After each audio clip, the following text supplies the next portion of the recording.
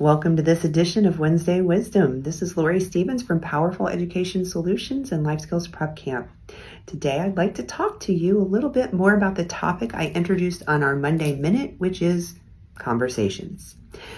In that conversation, I said there were 4 parts to it. There are 2 parts that belong to a speaker and 2 parts that belong to the listener. Today, I want to talk about the 2 parts that belong to the speaker, which are the word choice, what you actually say, and then the second part is what you meant by what you said. Sometimes you choose the words that you will help reflect what you really meant. So let's talk about that just a little bit. I want to talk about how word choices are so important because they play a critical role in communication and shaping not only how a message is understood, but also how the person that said it, how they're being received. They can be received as positive or negative, knowledgeable or unknowledgeable, understanding or not understanding, compassionate or incompassionate. So your word choices really come into play there. So carefully chosen words can inspire, they can clarify, they can build trust, while poor word choices can lead to confusion, offense, or even unintended consequences because they were interpreted incorrectly. So let's talk about some of the ways that this happens. So clarity and precision. It's called ambiguity, right?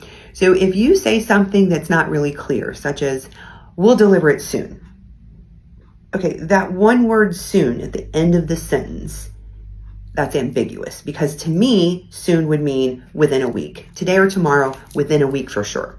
But if you have somebody that's in a manufacturing company and they have to manufacture it and then they have to get it shipped, it could be anywhere from 10 days to 2 weeks, right? So for them, we'll ship it soon or we'll deliver it soon could be 10 to 14 days. And that's way not in my description. So that would cause a conflict. Okay, I use this silly one with kids too. How about this one? The turkey is ready to eat.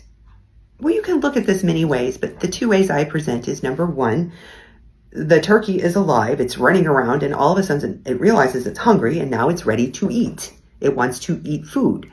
The second way is, of course, it could be Thanksgiving and the turkey was in the oven, it got all cooked, it's all prepared, and now it's ready for us to eat. Ambiguity. So make sure you're being really clear about what you mean. How you could clear some of that up might be like the first one, we'll deliver soon by Friday or by the end of the month, or make sure you got that clarity there at the end. If you say, we'll touch base next Tuesday, and if today is Monday, well, the next Tuesday is tomorrow. This is ambiguous. I've gotten into so many conversations about this. The next Tuesday is the next day, but the speaker might have meant the following Tuesday. Ambiguous. Please, please, please make sure you're clarifying some of these things in the moment so you've got that down and you don't have that confusion or misunderstanding. I am sure you're aware words have an emotional impact too. They can have a positive or a negative connotation. So things like the connotation can invoke joy or anger, happiness, power. It can really, word choice, the connotation can really impact those things. So a great example is calling somebody passionate. That's considered positive, and somebody would be good with that. But if you said they were obsessive, that might not go as well because that's more of a negative connotation. If you call someone stubborn, they may not like that. If you call them insistent, they might be like, oh, okay, that's okay. I find throughout the day, I am trying to monitor my word choices in situations like stubborn versus insistent. I try to use the word insistent because I want them to understand what you're doing is being insistent, whereas stubborn means you're being insistent on doing it only your way. So a little bit different, and I try to present it that way to the students. Another important thing to consider in your word choice is, what do you want the relationship to be? Do you want it to be a formal relationship or an informal relationship? With my students, I let them say Miss Lori instead of Miss Stevens. So I still want it to be on the formal side, but I don't need it to be so formal that they call me by my last name.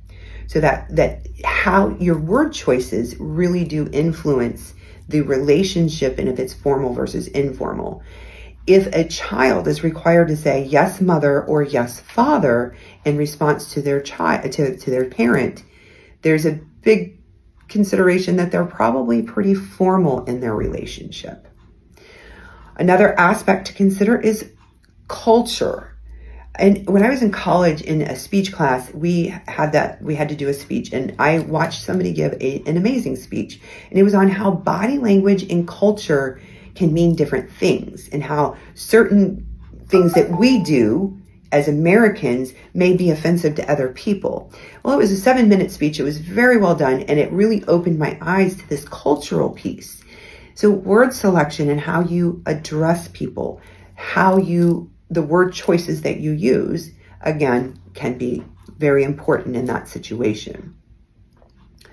So if you're speaking to someone and you're having issues with the conversation and it's just not going well and you're not sure why, and all the things that we just talked about, they don't help yet, listen again, okay? And if it still doesn't help, feel free to reach out to me, because I'd love to extend this conversation to anybody that's interested in talking about this more, because I'm always willing to learn more and I'm always willing to share more of what I know. So if you're interested, again, drop me a comment, shoot me a message, send me an email at lori@loristevensllc.com. Again, I'd love to hear from you. I'd love to share more with you. And I will connect more next week through our Monday Minute and Wednesday Wisdom. Until then, have a great week.